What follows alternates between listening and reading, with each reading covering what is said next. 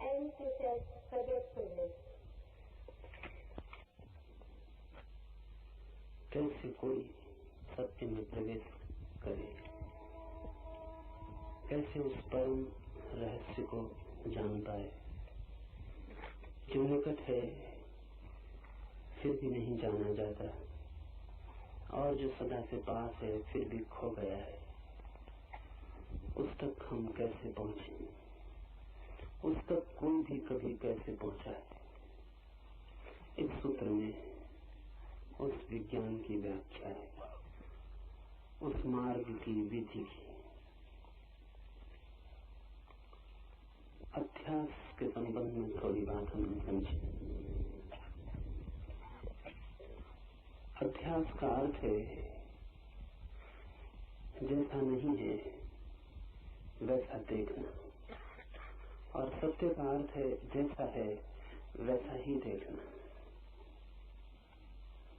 हम जो भी देखते हैं वो अध्यास है। हमारी दृष्टि में हम सम्मिलित हो जाते हैं, और जो भी हमारा अनुभव है वो वस्तुगत ऑब्जेक्टिव नहीं होता, सब्जेक्टिव आत्मगत हो जाता। जो वहां बाहर है जैसा है वैसा ही हम तक नहीं पहुंचता। हमारा मन उसे विकृत कर लेता है, सजा संवार लेता है, सजावट कर देता है, आभूषण बना देता है, काट छांट कर देता है, छोटा बड़ा बहुत बहुत रूपों में उसे रूपांतरित कर देता है। जो बड़े से बड़ा रूपांतरण है, जो गहरा से गहरा अभ्यास है, वो है हम प्रत्येक चीज के साथ अपने को जोड़ लेते हैं जिससे हम जुड़े हुए नहीं। जोड़ते ही चीज की जो वस्तु स्थिति है वो खो जाती है, और जो स्वप्न स्थिति है वो सही मालूम पड़ने लगती है। जैसे जहां जहां हम कहते हैं मेरा, कहते हैं मेरा मकान, मकान हम न थे तब भी था, हम न होंगे तब भी होगा। जो हमारे होने से पहले हो सकता है, और जो हमारे होने के बाद भी बना रहेगा, और जो हमारे मिटने के साथ मिटता नहीं है, वो मेरा कैसे हो सकता। मैं इसी क्षण मर जाऊं तो मेरा मकान मिटता नहीं है। मेरे मकान को मेरे मिटने का पता भी नहीं चले, तो मुझसे जोड़ ही क्या है, मेरे मकान का संबंध क्या है। कल कोई और रहेगा उस मकान में और वो भी उसे मेरा कहेगा। कल कोई और रहता था, वो भी उसे मेरा कहता था। न मालूम कितने लोगों ने अपने मैं को उस मकान पर चिपकाया है और विदा हो गए, लेकिन वो मैं चिपक नहीं पाता, वो मकान किसी का हो नहीं पाता। मकान हो भी नहीं सकता किसी का, मकान अपना है, मकान खुद का है। इस जगत में प्रत्येक वस्तु स्वयं है। इसे हम ठीक से समझ लें तो अध्यास को तोड़ने में आसानी हो जाए। जमीन का एक टुकड़ा है, आप कहते हैं मेरा खेत, मेरा बगीचा। आज नहीं कल चांद पर दावा खड़ा होगा, अमेरिका कहेगा मेरा या रूस कहेगा मेरा। कल तक चांद किसी का भी नहीं था, बस चांद था, चांद का ही था, लेकिन कोई न कोई दावा होगा, और आज नहीं कल संघर्ष खड़ा होगा। अभी सूरज सिर्फ सूरज का है, कल उस पर भी दावा हो सकता है। आदमी जहां भी पैर रखता है वही अपने मैं की छाप लगा देता है। प्रकृति उसकी छाप को मानती नहीं, लेकिन दूसरे आदमियों को मानना पड़ता है, अन्यथा संघर्ष खड़ा होता है। और वो दूसरे लोग भी इसलिए मानते हैं उस छाप को कि वे भी वैसी छाप लगाना चाहते हैं। तो मकान किसी का हो जाता है, जमीन किसी की हो जाती है। और हमारी इतनी आतुरता क्यों होती है कि हम इस मैं की छाप को कहीं लगा दें। आतुरता इसलिए होती है कि जितनी जगह हम ये छाप लगा देते हैं, हस्ताक्षर कर देते हैं, उतना ही जितना हमारा मेरे का विस्तार बड़ा हो जाता है, उतना ही बड़ा मैं हमारे भीतर हो जाता है। मैं उतना ही बड़ा होगा जितनी चीजों पर उसकी छाप लगी है। अगर कोई आदमी कहता है कि 1 एकड़ जमीन मेरी, तो निश्चित ही उसके पास उतना बड़ा मैं कैसे होगा। दूसरा आदमी कहता है 1000 एकड़ जमीन मेरी। मेरे के विस्तार के साथ मैं बड़ा होता मालूम पड़ता है। मेरे का विस्तार कम होता है तो मैं छोटा कम होता है। तो मैं की एक ईंट मेरे से निर्मित होती है। तो जितना ज्यादा मैं कह सकूं मेरा, उतना बड़ा मैं का महल खड़ा हो जाता है। इसलिए सारे जीवन हम एक ही दौड़ में होते हैं कि कितनी ज्यादा चीजों पर छाप लगा दें अपने, कह पाए कि मेरी। इस छाप लगाने में चीजों पे छाप लग भी जाती और हम छाप लगाते लगाते विदा हो जाते, और जिसे हमने कहा था मेरा, उस पर कोई और छाप लगाना शुरू कर देता है। वस्तुएं अपनी है, किसी की भी नहीं। उपयोग उनका हो भी सकता है, मालकियत नहीं हो सकती। मालकियत भ्रम है। और उपयोग जब हम करते हो तब अनुग्रह का भाव होना चाहिए, क्योंकि जो हमारा नहीं उसका हम उपयोग कर रहे हैं।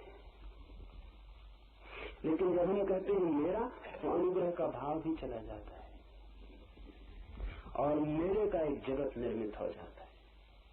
उसमें धन है, पद है, प्रतिष्ठा है, शिक्षा है, सब सम्मिलित है। और यही सम्मिलित हो तो भी आश्चर्य नहीं। जिन चीजों का मैं से कोई भी संबंध नहीं होता वे भी सम्मिलित हो जाती। हम कहते हैं मेरा धर्म, मेरा ईश्वर, मेरा देवता, मेरा मंदिर, जिनसे कि मैं का कोई भी संबंध नहीं हो सकता। और अगर हो तो फिर इस जगत से छुटकारे का कोई उपाय नहीं। क्योंकि अगर धर्म भी मेरा और तेरा हो सके और ईश्वर भी मेरा और तेरा हो सके, तब तो बड़ी कठिनाई है। फिर तो इस मेरे के बाहर जाने का मार्ग कहाँ मिलेगा। ईश्वर भी इसके भीतर आ जाता हो तो फिर बाहर जाने के लिए कोई जगह भी नहीं बचती। लेकिन हम मेरे की छाप मंदिर और मस्जिद पे भी लगा देते हैं, हम ईश्वर पे भी लगा देते हैं। आदमी जहां भी जाता है वहां मेरे को लेके पहुंच जाता है। और इसके अनुसांगिक हिस्से समझ लें। मैं बड़ा होता है मेरे से, लेकिन जितना मेरे का फैलाव होता है उतना दुख भी बढ़ जाता है। अकेला मैं ही बड़ा होता तब भी कोई कठिनाई न थी। मैं की बढ़ती दुख की भी बढ़ती है, क्योंकि मैं है एक घाव, और जितना बड़ा मैं होता है उतनी आप चोट के लिए खुले हो जाते, उतनी बड़ी जगह हो जाती है जिस पर चोट की जा सकती है। जैसे कि बड़ा घाव हो तो उस पर दिन भर चोट लगे, कहीं से भी उठे बैठे और चोट लगे। घाव है बड़ा, जगह है बड़ी, कुछ भी इशारा चोट बन जाता है। जितना बड़ा मैं हो उतनी बड़ी चोट लगने लगती है, उतना दुख होता है। मेरे के विस्तार से मैं बढ़ता है, रस आता है। मैं बढ़ता है, दुख भी बढ़ता है। इधर लगता है सुख बढ़ रहा है, उधर साथ साथ दुख भी बढ़ता जाता है। जितना हम सुख बढ़ाते हैं उतना दुख बढ़ता चला जाता है। और इन दोनों के बीच में एक अध्यास, एक भ्रम चल रहा है। जहां मेरे का कोई उपाय नहीं कहने का, वहां हम व्यर्थ ही झूठ ही मेरा कहे चले जाते हैं। ये हाथ जिसको आप मेरा कहते हैं, शरीर जिसको आप मेरा कहते हैं, ये भी आपका नहीं है। आप नहीं थे तब भी इस हाथ की हड्डी, इस हाथ की चमड़ी, इस हाथ का खून कहीं था, और आप नहीं होंगे तब भी ये होगा। आपके शरीर में जो हड्डियां हैं वो न मालूम कितने शरीरों में हड्डियां रह चुकी। जो आज आपका खून है कल किसी पशु में बहता था, परसों किसी वृक्ष में बहता था, और न मालूम कितनी लंबी यात्रा है उसकी, अरबों खरबों वर्षों की। आप नहीं होंगे तब भी आपके शरीर में एक एक कण कोई भी नष्ट होने वाला नहीं है, वो सब बना रहेगा, वो किन्हीं और शरीरों में बहेगा। इसे ऐसा समझें कि जो सांस अभी आपके भीतर है, एक क्षण पहले आपके पड़ोसी के भीतर थी। जो आपके पास में बैठा है उसने जो सांस छोड़ दी है वो अब आपकी सांस हो गई है। क्षण भर पहले वो कहता था मेरी सांस, क्षण भर बाद उसकी नहीं रही, किसी और की हो गई है। और आप दूसरा भी कह न पाएगा मेरी सांस की दूसरे की हो जाएगी। जिंदगी प्रतिपल किसी का दावा स्वीकार नहीं करती, बही चली जाती और हम दावे ठोकते चले जाते। ये दावे का जो भ्रम है ये मनुष्य का गहरे से गहरा अध्यास है। तो जब भी कोई आदमी कहता है मेरा, तब अज्ञान में गिरता है। ये सूत्र इस अध्यास को तोड़ने के लिए है। जमीन तो मेरी है ही नहीं, मकान तो मेरा है ही नहीं, धन तो मेरा है ही नहीं, शरीर भी मेरा नहीं है। आपका जो शरीर है वो आपके माँ और पिता के अणुओं से बना, वो आपके पहले थे और वे अणु लंबी यात्रा करके आ रहे हैं। वो आपके माता पिता के पास थे। हजारों लाखों वर्षों की यात्रा उन अणुओं की, उनसे आपका शरीर बना है। वो शरीर भी एक क्षेत्र है, एक जमीन है जिसमें आप स्थापित हैं, लेकिन आप है नहीं, आप वही नहीं, उससे अलग है। ये सूत्र कहता है मनुष्य शरीर भी नहीं है। इतना ही नहीं, ये सूत्र और गहरे जाता है और कहता है मनुष्य मन भी नहीं, क्योंकि मन भी तो संग्रह है। आपके पास कोई भी ऐसा एक विचार है जो आपका हो, जिसको आप कह सके मेरा, कोई विचार नहीं। कोई परंपरा से आया, कोई शास्त्र से आया, कोई किसी से सुन के, कहीं से पढ़ के, कहीं न कहीं से आया है। अगर आप अपने एक एक विचार की जन्म पत्री की खोज करें और एक एक विचार की यात्रा देखें तो आप पाएंगे आपके पास एक भी विचार अपना नहीं। सब विचार उधार, सब कहीं से आए। कोई विचार मौलिक नहीं होता, ओरिजिनल नहीं होता, सब विचार उधार होते। और विचार को भी हम कहते हैं मेरा। वहां भी हम ध्यान रहे, श्वास तक मेरी नहीं कही जा सकती। विचार और भी सूक्ष्म बात है, लेकिन उसे भी मेरा नहीं कहा जा सकता। इस विश्लेषण में गहरे उतरते उतरते कहां पहुंचता है आदमी? उपनिषद कहां पहुंचे, बुद्ध कहां पहुंचते हैं, महावीर कहां पहुंचते हैं? इस विश्लेषण को करते करते, इस काट को करते करते ये भी मैं नहीं हूं तो बच रहा है। जब सब काट डाला जाता है और काटने का कोई उपाय नहीं रह जाता, जब सब तोड़ दिए जाते हैं संबंध और कोई संबंध बचता नहीं जिससे तोड़ा जाए, तब भी जो बच रहता है उसी को उपनिषद साक्षी कहते हैं। वही है विटनेस। ये बड़ा संसार है चारों तरफ, ये मेरा नहीं है। और शुक्र के पास आता हूँ, ये शरीर भी मेरा नहीं है। और भीतर उतरता हूँ, ये मन भी मेरा नहीं है। फिर कौन है जिसको मैं कहूँ मैं? या कि मेरे भीतर कोई भी नहीं है जिसको मैं कहूँ मैं हूँ या नहीं हूँ? सब मेरे को तोड़ते तोड़ते शुद्धतम क्या बचता है भीतर? एक चीज बच रहती है जो नहीं कटती, जिसको काटने का कोई भी उपाय नहीं। पश्चिम में एक विचारक हुआ दिकार्त, गहरा विचारक था और उसने तय किया कि तब तक कोई बात न मानूंगा जब तक कि असंदिग्ध सत्य उपलब्ध न हो जाए, जिस पे संदेह न किया जा सके। तो उसने चिंतन शुरू किया,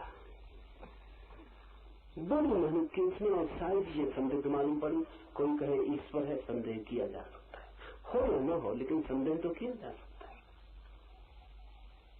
कोई कहे स्वर्ग है, मोक्ष है, संदेह किया जा सकता है। दिकार्त कहता था कि मैं तो जिस पे संदेह ही न किया जा सके, ऐसा नहीं है कि जिसको सिद्ध किया जा सके, तर्क किया जा सके, नहीं, संदेह ही न किया जा सके, इनडिबेटेबल, असंदिग्ध हो तभी मानूंगा। बहुत खोज करके लेकिन एक जगह आके वो भी रुक गया।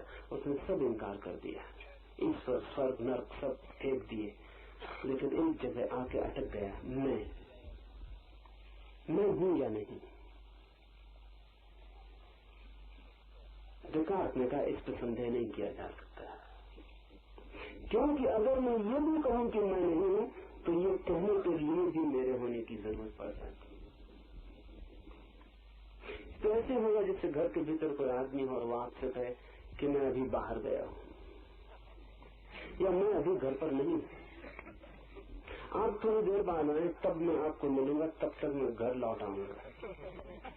तो उसका ये कहना ही उसके होने का प्रमाण हो जाए। इसलिए मेरे होने की तो स्थिति असंदिग्ध है। इतना तो साफ है कि मैं हूं, लेकिन क्या हूं ये इतना साफ नहीं है। शरीर हूं कि मन हूं, क्या हूं ये इतना साफ नहीं है। उपनिषद इसी की खोज में चलते हैं, साफ करते चले जाते हैं, एक एक चीज को अलग करते जाते हैं, जैसे कोई प्याज के छिलके को उघाड़ता चला जाए और जब तक छिलके बचते हैं उघाड़ते ही चले जाते हैं। अगर प्याज के छिलके उघाड़ते चले जाएं तो पीछे आपके हाथ कुछ भी न लगेगा, प्याज छिलका ही छिलका है, वस्त्र ही वस्त्र, निकालते चले जाएं तो भीतर कुछ भी नहीं मिलेगा। जैसे किसी ने कपड़ों की एक गुड़िया बनाई हो और हम एक एक कपड़ा निकालते चले जाएं, एक कपड़े को निकालने दूसरा कपड़ा बचे, उसे निकालने तीसरा निकला है, निकालते चले जाएं, लेकिन कपड़े की ही गुड़िया हो तो आखिर में सब कपड़े निकल जाएंगे, गुड़िया पीछे बचेगी नहीं, आखिर में शून्य हाथ लगेगा। तो बड़ी खोज यही है मनुष्य की कि आदमी भी कहीं परतों का ही एक जोड़ तो नहीं है कि हम उखाड़ते चले जाएं और भीतर फिर कुछ बचे ही ना। कह दें कि शरीर भी मैं नहीं हूं और मन भी मैं नहीं हूं और ये भी नहीं और ये भी नहीं, फिर कहीं ऐसा ना हो कि प्याज की कहानी हो जाए, आखिर में कुछ भी न बचे जिसको हम कह सकें कि मैं हूं। लेकिन उपनिषद कहते हैं अगर ये भी हो तो भी सत्य को जान लेना जरूरी है। अगर ये भी सत्य हो कि भीतर कुछ भी नहीं है तो भी जान लेना जरूरी है, क्योंकि सत्य को जान लेने के परिणाम महत्वपूर्ण है।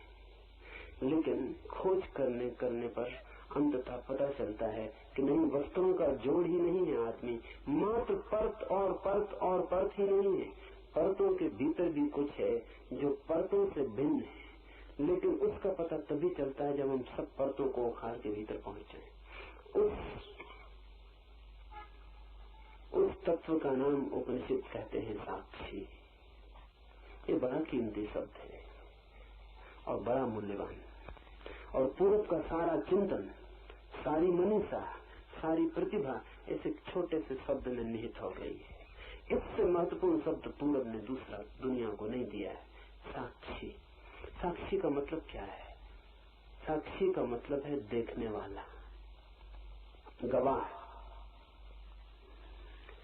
मैं शरीर नहीं हूं ऐसा किसको अनुभव होता है? मैं मन नहीं हूं ऐसा किसको अनुभव होता है?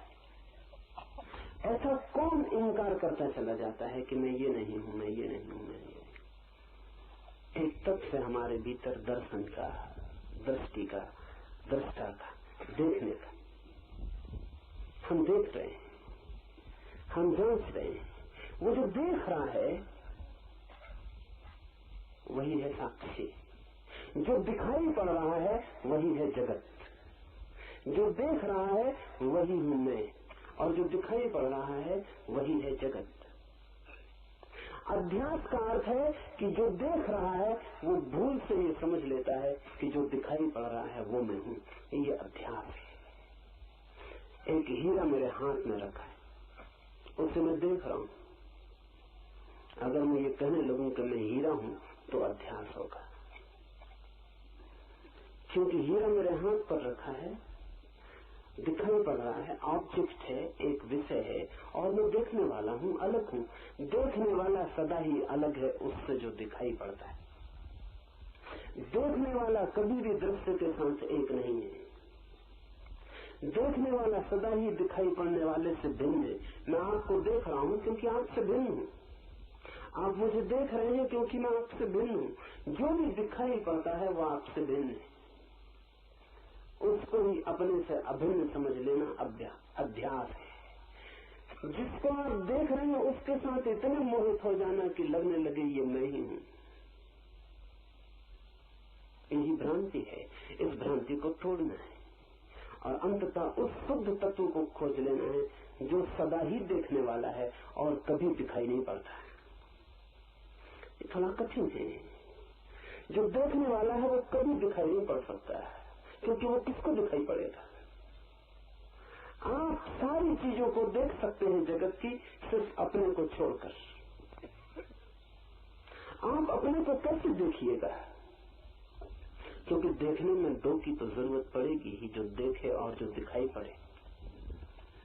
आप सब कुछ देख सकते हैं, अपने भर को आप नहीं देख सकते।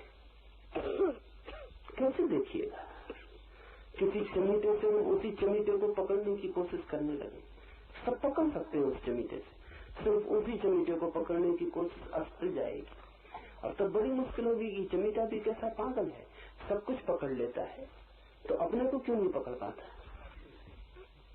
हम सब कुछ देख लेते हैं, अपने को नहीं देख पाते, देख भी नहीं पाएंगे। और जिसको भी हम देख लेंगे जान लेना कि वो हम नहीं है। तो जिस चीज को भी आप देखने में समर्थ हो जाएं, आप समझ लेना कि इतनी बात तय हो गई कि ये मैं नहीं हूं। कोई आदमी अगर ईश्वर का दर्शन कर ले तो समझ लेना एक बात पक्की हो गई कि आप ईश्वर नहीं हैं। आपको भीतर प्रकाश का दर्शन हो जाए तो समझ लेना एक बात पक्की हो गई कि आप प्रकाश नहीं है। आपको भीतर आनंद का अनुभव हो जाए तो आप एक बात पक्की समझ लेना कि आप आनंद नहीं है। जिस चीज का भी अनुभव हो जाए वो आप नहीं है। आप तो वो है जिसको अनुभव होता है। तो जो भी चीज अनुभव बन जाती है उसके आप पार हो जाते। इसलिए एक कठिन बात समझ लेनी उपयोगी होगी कि अध्यात्म कोई अनुभव नहीं है। दुनिया में सब चीजें अनुभव है, अध्यात्म कोई अनुभव नहीं है। अध्यात्म तो उसकी तरफ पहुंच जाना है जिसको सब अनुभव होता है और जो स्वयं कभी अनुभव नहीं बनता। अनुभोक्ता, साक्षी, दृष्टा। आपको मैं देखता हूं, उधर आप हैं, इधर मैं हूं। उधर आप हैं जो दिखाई पड़ रहा है, इधर मैं हूं जो देख रहा है। ये दो हैं। अपने को बांटने का कोई उपाय नहीं कि मैं अपने को दो टुकड़े में कर लूं और एक देखे और एक दिखाई पड़े। अगर टुकड़ा हो सके, दो टुकड़े हो सके, तो जो टुकड़ा देखेगा वही मैं हूं और जो टुकड़ा दिखाई पड़ेगा वो मैं नहीं रहा। वो बात समाप्त हो गई, वो मुझसे टूट गया, वो अलग हो गया। उपनिषद की व्यवस्था, प्रक्रिया, विधि यही है। नेति नेति, जो भी दिखाई पड़ जाए कहो कि ये भी नहीं। जो भी अनुभव में आ जाए कहो ये भी नहीं। और हटते जाओ पीछे, हटते जाओ पीछे, हटते जाओ पीछे। उस समय तक हटते जाओ जब तक कि कोई भी चीज इंकार करने को बाकी रहे। एक ऐसी घड़ी आती है सब दृश्य खो जाते। एक ऐसी घड़ी आती सब अनुभव गिर जाते। सब ध्यान रखना, सब काम वासना का अनुभव तो गिरता ही है, ध्यान का अनुभव भी गिर जाता है।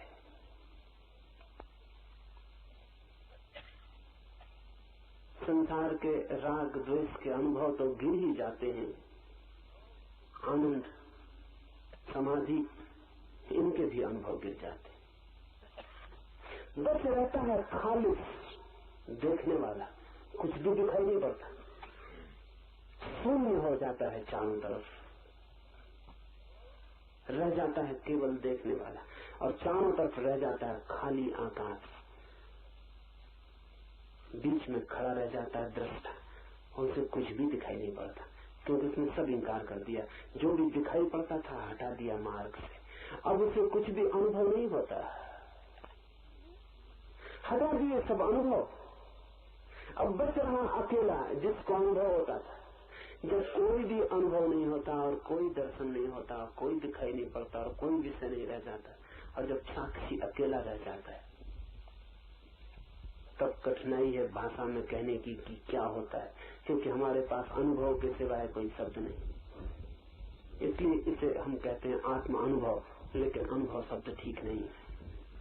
हम कहते हैं चेतना का अनुभव या ब्रह्म अनुभव, लेकिन ये सब कोई भी शब्द ठीक नहीं है, क्योंकि अनुभव उसी दुनिया का शब्द है जिसको हमने तोड़ डाला। अनुभव उस द्वैत की दुनिया में अर्थ रखता है जहाँ दूसरा भी था, यहाँ कोई अर्थ नहीं रखता, यहाँ सिर्फ अनुभोक्ता बचा, साक्षी बचा।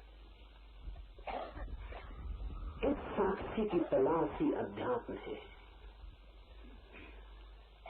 ध्यान देना, ईश्वर की तलाश अध्यात्म नहीं।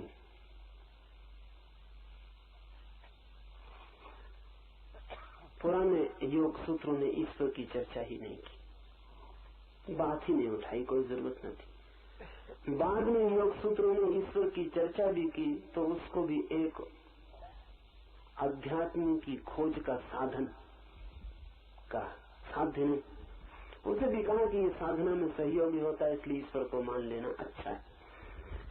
साधना में सहयोगी होता है अध्यात्म की खोज में, इसलिए मान लेना अच्छा, एक उपकरण है। ईश्वर भी एक विधि है बस, इसलिए बुद्ध ने इंकार कर दिया, महावीर ने ईश्वर को इंकार कर दिया, उन्होंने दूसरी विधियां खोज ली, उनका इस विधि की कोई भी जरूरत नहीं है। अगर विधि ही है ईश्वर तो फिर दूसरी विधियों से भी काम चल सकता है। लेकिन बुद्ध और महावीर भी साक्षी को इंकार नहीं कर सकते, ईश्वर को इंकार कर सकते। सब कुछ इंकार किया जा सकता है, लेकिन अध्यात्म की जो आत्यंतिक आधारशिला है वो साक्षी है, उसे इंकार नहीं किया जा सकता। इसलिए चाहे ईसाईयत, चाहे इस्लाम, चाहे हिंदू, चाहे जैन, चाहे बौद्ध, एक बात आप खोज लेना, अगर किसी भी धर्म में साक्षी की कोई बात हो तो समझना कि वो धर्म है, अगर साक्षी की बात ही ना हो तो समझना कि उसका धर्म से कोई भी संबंध नहीं। और सब बातें गौण हैं, और सब बातें उपयोगी गैर उपयोगी हैं, और सब बातों में मतभेद हो सकता है, साक्षी के मामले में मतभेद नहीं हो सकता। इसलिए अगर किसी दिन दुनिया में धर्म का विज्ञान निर्मित होगा तो उसमें ईश्वर, आत्मा, ब्रह्म, इन सब की चर्चा नहीं होगी, क्योंकि ये सब स्थानीय बातें, कोई धर्म मानता है, कोई नहीं मानता। लेकिन साक्षी की चर्चा जरूर होगी, क्योंकि साक्षी स्थानीय घटना नहीं है, धर्म ही नहीं हो सकता बिना साक्षी के। तो साक्षी भर एक वैज्ञानिक आधारशिला है समस्त धर्म अनुभव की, समस्त धर्म की खोज और यात्रा की। और इस साक्षी पर ही सारे उपनिषद घूमते हैं इर्द गिर्द, सारे सिद्धांत और सारे इशारे इस साक्षी को दिखाने के लिए।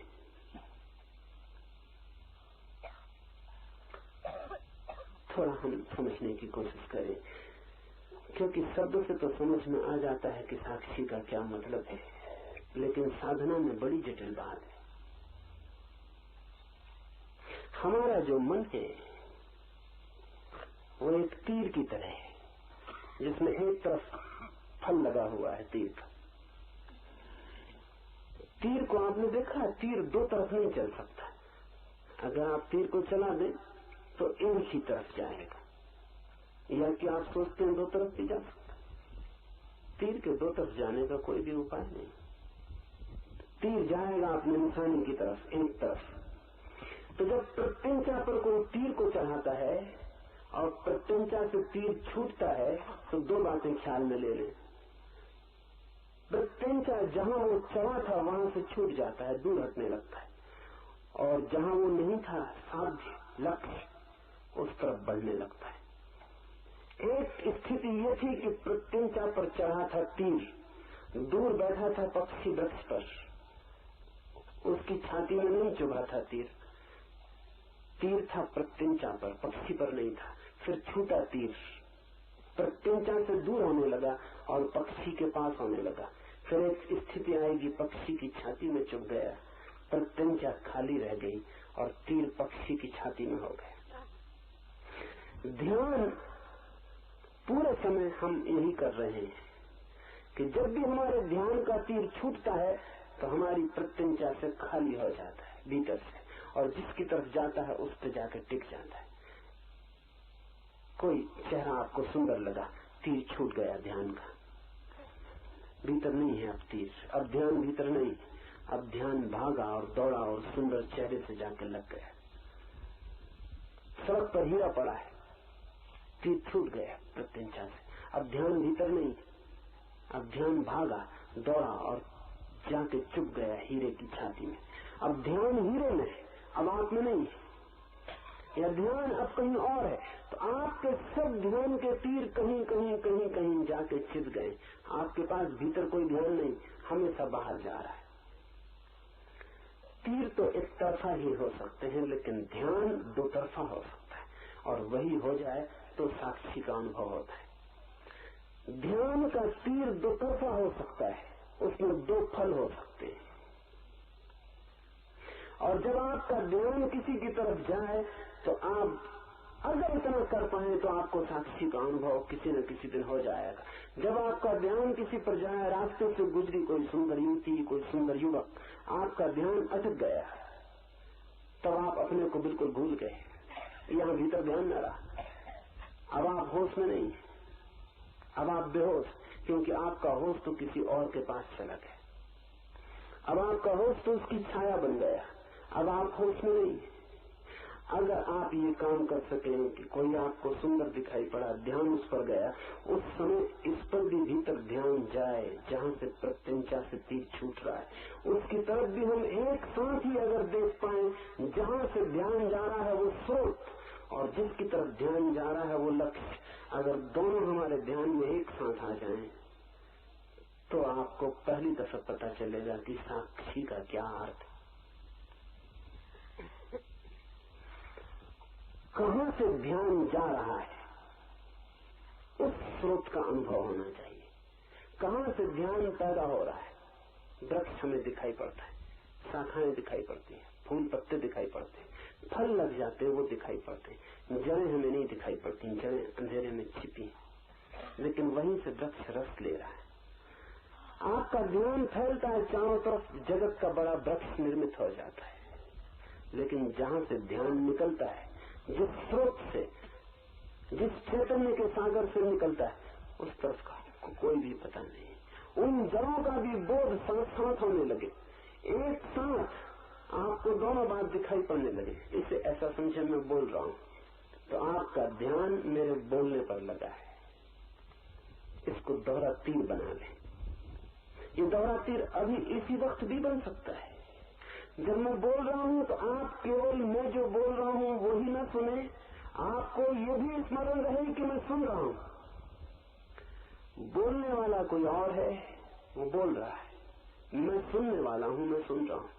अगर आप एक क्षण को भी अभी यही ये दोनों बातें एक साथ कर ले, सुने भी और सुनने वाले का स्मरण भी, रिमेम्बरिंग भी भीतर बनी रहे कि मैं सुन भी रहा हूँ, शब्द दोहराने की जरूरत नहीं। अगर आप कहें कि मैं सुन रहा हूँ तो उतनी देर में आप सुन न पाएंगे, जो मैंने कहा वो चूक जाएगा। भीतर शब्द बनाने की जरूरत नहीं कि मैं सुन रहा हूँ, मैं सुन रहा हूँ। अगर आपने ऐसा किया तो उतनी देर आप बहरे हो जाएंगे। उस सेकंड आप अपने भीतर की आवाज सुन लेंगे कि मैं सुन रहा हूँ, लेकिन जो मैं बोल रहा हूँ यहाँ से वो आपको सुनाई नहीं पड़ेगा। मैं जो बोल रहा हूँ वो सुनाई पड़ता रहे, और साथ ही आपको ये भी स्मरण हो जाए, शब्दों में नहीं, ये भी आपकी प्रतीति साफ हो जाए कि इधर सुनने वाला भी बैठा है, इधर सुनने वाला है, उधर बोलने वाला है। ये दोनों एक साथ आपकी चेतना में झलक जाए, तत्क्षण आपको साक्षी का अनुभव हो जाएगा कि साक्षी क्या है। साक्षी वो है जो इन दोनों को देख रहा है। और थोड़ा भीतर प्रवेश करें। आप सुन रहे हैं, मैं बोल रहा हूँ, साक्षी वो है जो दोनों का अनुभव कर रहा है कि बोला जा रहा है, सुना जा रहा है।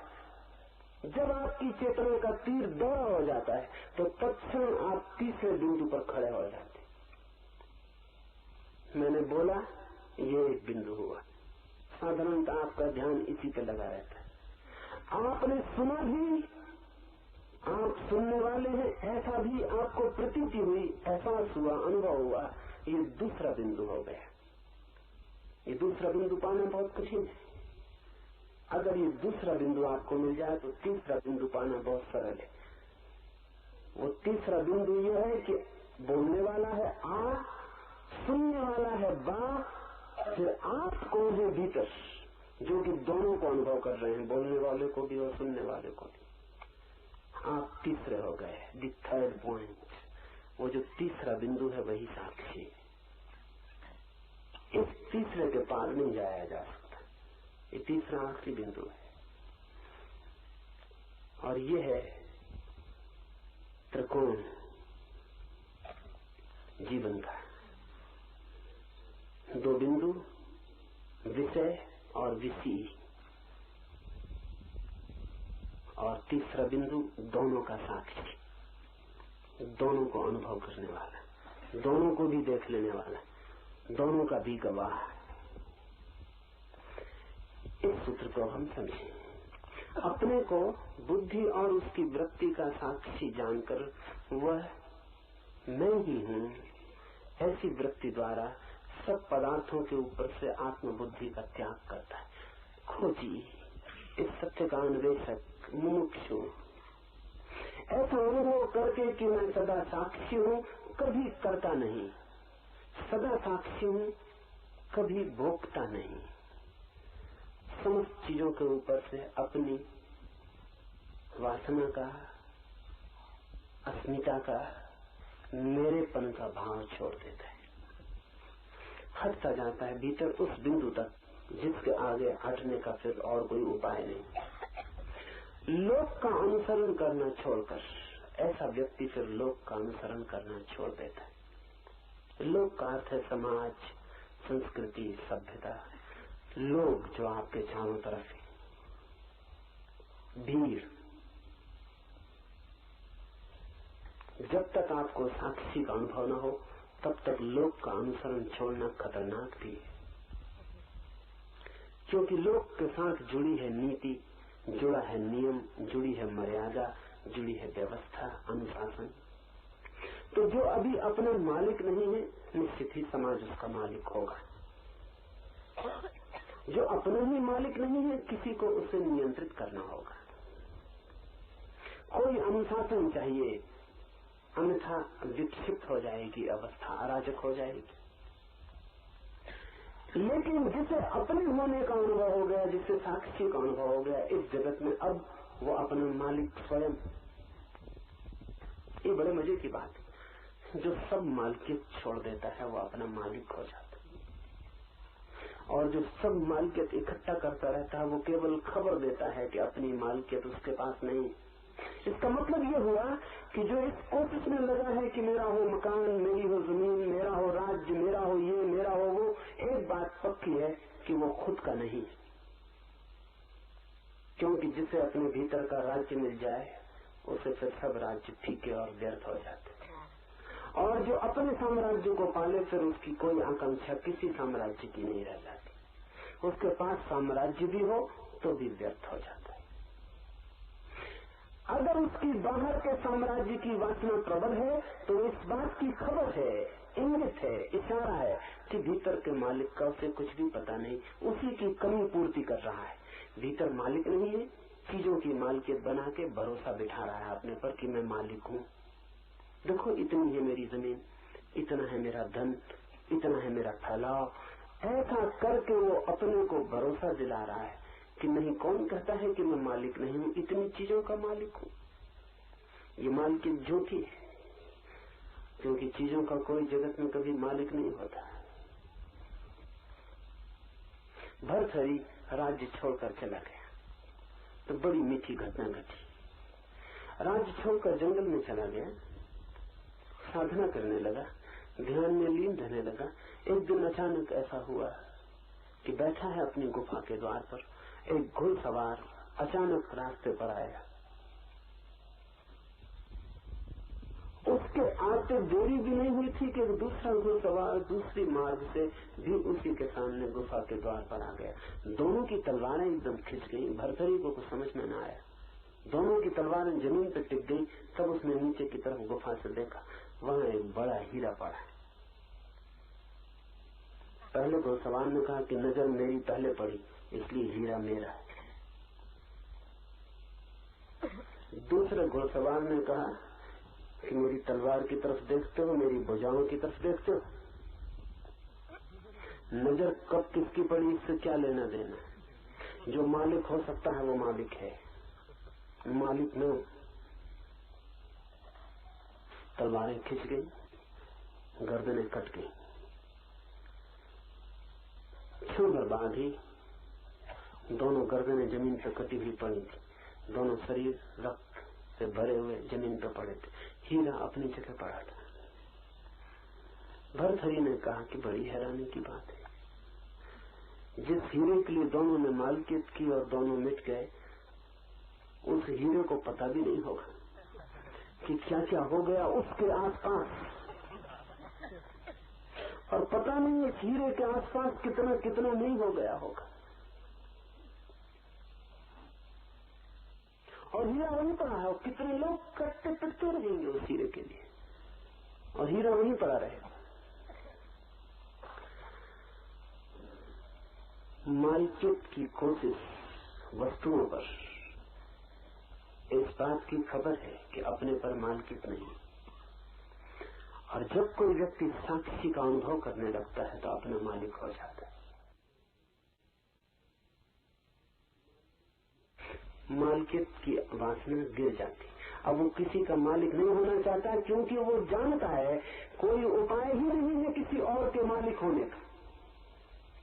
इसे दोहरा दूं, कोई उपाय ही नहीं है किसी और के मालिक होने का। पति अगर सोचता हो कि पत्नी का मालिक है तो विक्षिप्त है। पत्नी अगर सोचती हो कि पति की मालिक है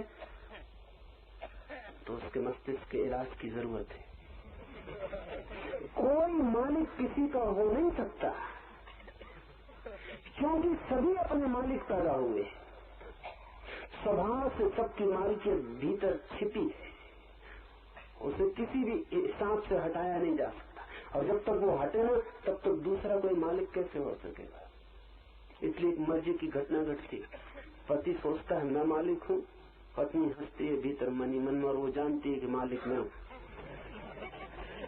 इसीलिए कलह 24 घंटे कलह। वो कलह इसी बात की है कि प्रतिपल तय करना पड़ता है कि मालिक कौन है अधिकार में। भरोसा पक्का नहीं, कभी भी पक्का भरोसा नहीं, किसी चीज का कोई भरोसा नहीं। तो व्यक्तियों का तो बिल्कुल भरोसा नहीं। हीरे तक की मालकियत नहीं हो सकती तो जीवित व्यक्ति की मालकियत कैसे हो सकती। साक्षी जिसको अनुभव हुआ वो सब मालकियत छोड़ देता है, क्योंकि अपना मालिक हो जाता है। जो मालकियत हो सकती है वो उसकी हो जाती, जो नहीं हो सकती उस पागलपन में वो नहीं पड़ता। ऐसी अवस्था में वो लोक की चिंता छोड़ देता है, क्योंकि अब कोई नियंत्रण उसके ऊपर नहीं, अपना नियंता है। अब अपने पैर से ही यात्रा कर सकता है, अब अपने ही प्रकाश में चल सकता है। अब किसी उधार प्रकाश की कोई भी जरूरत नहीं। लोक का अनुसरण करना छोड़कर वो देह का अनुसरण करना भी छोड़ देता है। दूसरों का अनुसरण तो छोड़ ही देता है। जैसे ही साक्षी की प्रकृति गहरी होती वो देह की गुलामी भी छोड़ देता है। फिर देह उससे नहीं कहती कि ऐसा करो तो वो करे, उसे जो करना होता है वही करता है, और देह छाया की तरह उसके पीछे चलती। अभी आपकी देह छाया की तरह नहीं चलती, आप छाया की तरह देह के पीछे चलते। देह कहती ऐसा करो, वैसा आपको करना पड़ता है। देह कहती ऐसा मत करो, वैसा आपको रोकना पड़ता है। देह मालिक है, उसके इशारे आपको चलाते हैं। होगी ही, क्योंकि जो अपना मालिक नहीं है समाज उसका मालिक होगा और प्रकृति उसकी मालिक होगी। समाज है हमारे चारों तरफ फैला हुआ मनुष्यों का समूह, और देह है हमारी पृथ्वी से प्रकृति से जुड़ी हुई।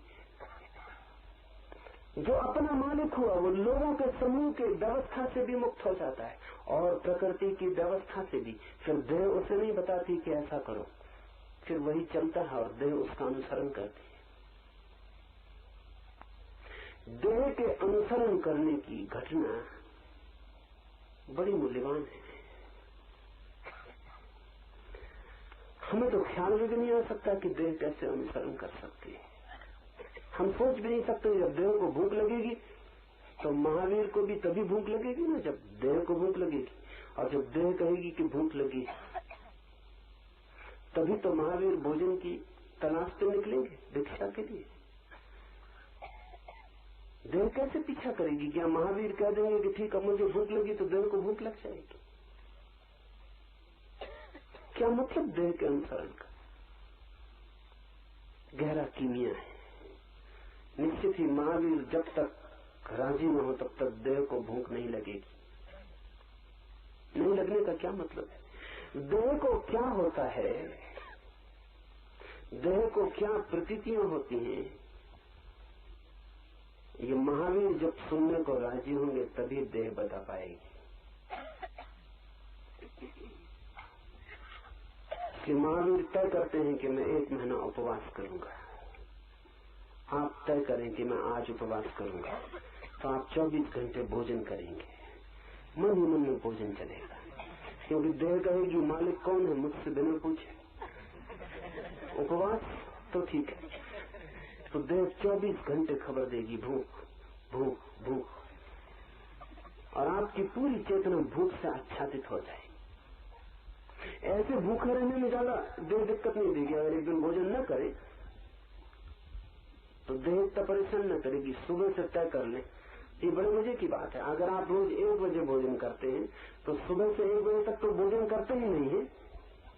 रोज 1 बजे भोजन करते हैं, कल सुबह 6 बजे उठ के तय कर लें कि आज उपवास करेंगे। सुबह 6 बजे से भोजन शुरू हो जाए।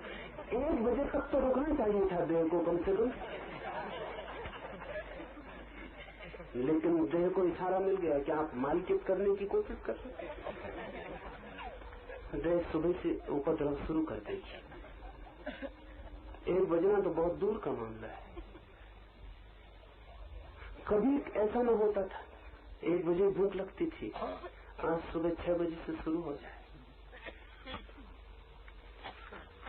देह की मालिकियत पुरानी, हजारों जन्मों की, और जिसकी भी मालिकियत हो, कोई अपनी मालिकियत इतनी आसानी से नहीं छोड़ता।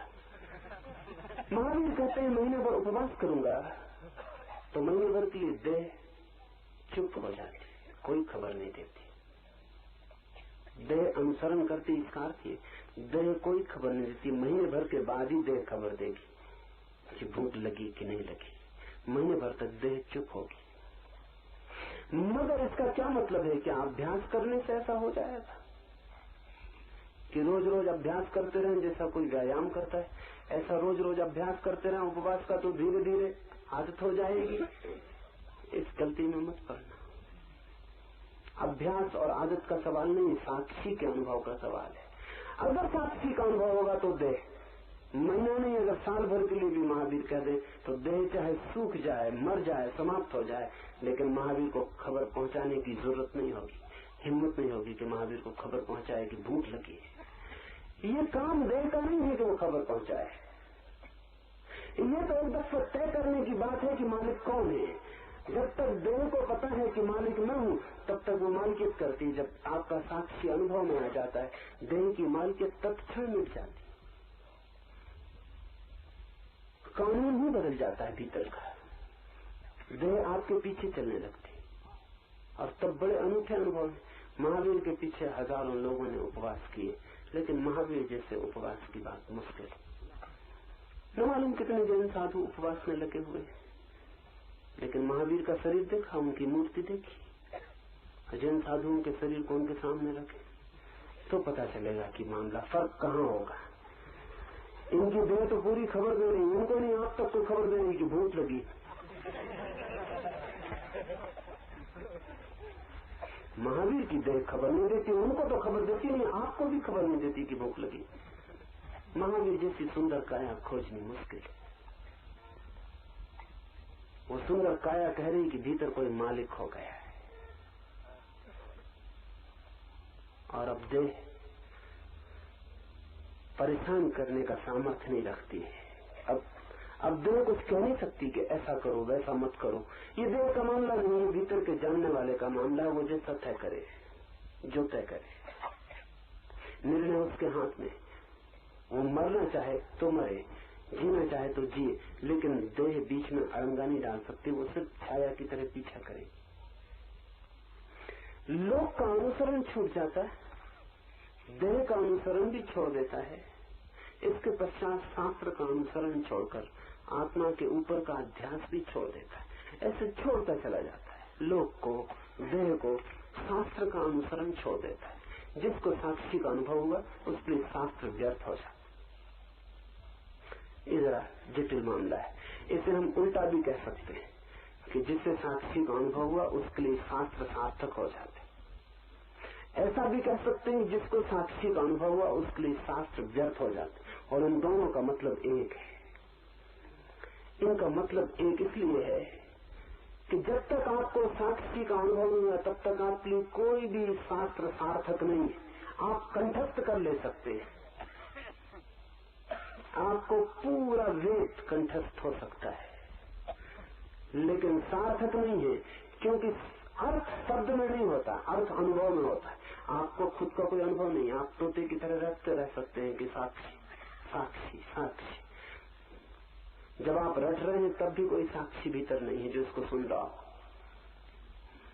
शास्त्र तब तक व्यर्थ है जब तक आपको अपना अनुभव नहीं हुआ। लेकिन तभी तक सार्थक मालूम पड़ता है जब तक आपको अपना अनुभव नहीं हुआ। जिस दिन आपको अपना अनुभव हो जाता है तब आप स्वयं ही शास्त्र हो जाते। जब आप अपने स्वयं ही शास्त्र हो गए तो अब शास्त्र की क्या सार्थकता। तो शास्त्र जिस दिन सार्थक होता है उसी दिन व्यर्थ हो जाता है। जान लिया आपने ही वो जो शास्त्र जमाते हैं, अब शास्त्र का क्या मूल्य। पहुंच गए मंजिल पर, हो गई यात्रा, तो वो जो नक्शा ढोए रखते थे अब तक, उसका क्या अर्थ। उसको फेंक दे सकते, उस नक्शे को अब क्या करिएगा। बुद्ध कहा करते थे कि कोई नदी पार करता है नाव पर, पार होते ही नदी नाव व्यर्थ हो जाती, फिर उसे वहीं छोड़ के चल देता है। लेकिन बुद्ध कहते थे एक दफा 4 गंवारों ने भी नदी पार की, तो पार कर ली उन्होंने, फिर उतर के नाव अपने सिर पर रख ली। गांव के लोगों ने बहुत समझाया कि हमने और पार करने वाले भी देखे, नाव वहीं छोड़ देते, तुम क्या करते हो। उन्होंने कहा जिसने इतना सहारा दिया उसको हम ऐसे ही छोड़ दें, हम ऐसे गंवार नहीं। फंस गए, नाव में नदी तो पार करवा दी, अब नाव कैसे पार हो। अब उसके सिर के लिए घूमने लगे, अब उस नाव से छुटकारा न हो। और ऐसा मत सोचना कि वो लोग मर गए, वो मर गए लेकिन उनकी औलाद वो नावों को धोती रहती। कहते हमारे बाप इसी शास्त्र को धोते थे, हम भी इसको धोएंगे। उनके बाप ने भी यही किया। अब हम क्या कर सकते, मजबूरी। ये सदा हमारे बाप दादों के सिर पर रहा, हम भी इसको सिर पर रखेंगे। और फिर इस शास्त्र नाव है, इससे कितने ऋषि मुनि पार नहीं हो गए। जिस दिन स्वयं का अनुभव होता है उस दिन शास्त्र में कुछ भी नहीं बचता। ये भी ठीक है। उसी दिन शास्त्र सार्थक होता है, ये भी ठीक है, क्योंकि उसी दिन पता चलता है जो शास्त्र ने कहा था वो ठीक है। ये पैराडॉक्सिकल विरोधाभासी वक्तव्य मालूम पड़ेगा। जिस दिन शास्त्र पता चलता है सही है उसी दिन बेकार हो जाता है, उसको छोड़ देता है, उसको असली अध्यात्म का पथिक शास्त्र को छोड़ देता है। और अंतिम बात उपनिषदों ने कमाल की कही है, सिर्फ बुद्ध ने उतनी हिम्मत की और कह दिया कि आत्मा भी मैं नहीं हूं। उपनिषद का यह आखिरी सूत्र अद्भुत है, इसमें बुद्ध का सारा सार आ गया। और अंत में जब शास्त्र भी छोड़ देता है तो आत्मा के ऊपर का भी अध्यास छोड़ देता है। फिर वो ये भी नहीं कहता कि मैं आत्मा हूं, मैं मकान नहीं हूं, यहां से शुरू हुई थी बात, मैं शरीर नहीं हूं, मैं मन नहीं हूं, यहां गहरी गई थी। ये आखिरी छलांग है कि मैं आत्मा भी नहीं हूं। इसका क्या मतलब होगा? इसका मतलब ये होगा कि अब मैं कोई भी अपनी सीमा बनाऊं वो ना समझिए। जब हम कहते हैं मैं आत्मा हूं, तो आपकी आत्मा अलग हो जाती है, मेरी अलग हो जाती है। जब मैं कहता हूं मैं आत्मा हूं, तो मैं व्यक्ति हो जाता हूं, और ये सारी समष्टि मुझसे अलग हो जाती है। आखिरी अध्यास ये भी टूट जाता है कि मैं अलग हूं, कि मैं व्यक्ति हूं। तब ये सारी समष्टि और मेरे बीच के सारे फासले, सारी सीमाएं गिर जाती। तब बूंद सागर हो जाती। तो बूंद ये भी कैसे कहे कि मैं बूंद हूं, तो बूंद गिर के सागर हो जाती। तो बूंद कैसे कहे कि मैं बूंद हूं। आखिर में जब सब छूट जाता है, तब ये भी छूट जाता है कि मैं आत्मा हूं। इसका अर्थ ये नहीं कि आत्मा नहीं है, इसका ये अर्थ है कि मैं परमात्मा हूं। आत्मा भी होने से काम नहीं कर सकता है। ये घोषणा बड़ी कठिन है, और ये घोषणा जब भी की जाती तब कठिनाई खड़ी हो जाती। अल-हिल्लाज मंसूर ने कहा मुसलमानों से कि मैं परमात्मा हूं, उन्होंने फौरन उसे सूली दे दी। कि कैसी कुफ्र की बात करते हो, पाप की बात करते हो, तुम और परमात्मा। कितने ही ऊंचे हो जाओ, सिद्ध से सिद्ध हो जाओ, लेकिन कोई परमात्मा नहीं हो सकता है। क्योंकि परमात्मा होने का मतलब है आखिरी बात, आदमी मिट्टी से पैदा हुआ, इतनी ऊंची उड़ान ये नहीं होगा। तो मंसूर को उन्होंने काट डाला, और जब मंसूर काटा जा रहा था तब भी मंसूर हंस रहा था। किसी आदमी ने वीरने से पूछा कि तुम क्यों हंस रहे हो, तो मंसूर ने कहा मैं इसलिए हंस रहा हूं कि जिसे ये काट रहे हैं उसको तो मैं पहले ही कह चुका था कि मैं नहीं। ये किसको काट रहे, ये तो हम पहले ही कह चुके, ना समझो कि ये नहीं। और जब हम ये कहे तभी तो हमें पता चला कि हम परमात्मा है। मैं परमात्मा हूं। उमरत दम आखिरी दम उसकी जबान से अनलक अनलक, मैं हूं ब्रह्म, मैं हूं ईश्वर। ये आखिरी शब्द उसके मुंह से गूंजते रहे। सरमत हुआ एक फकीर, सूफी